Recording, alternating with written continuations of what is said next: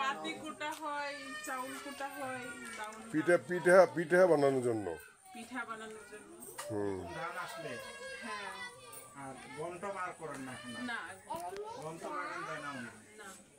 তাহলে এটা দিয়ে একটু গুঁড়ো দেন, ইয়া করেন। এইখানে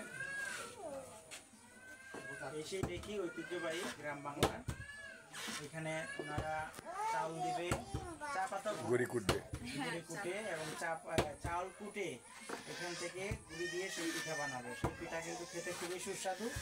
এরকমের সরাসরি ঢেকি থেকে গুঁড়ি পার দেওয়ার পরে যারা এরকম পিঠা খেতে ইচ্ছুক অবশ্যই আমাদের সাথে যোগাযোগ করবেন, এবং আরো অনেক কিছু খাওয়া যায়।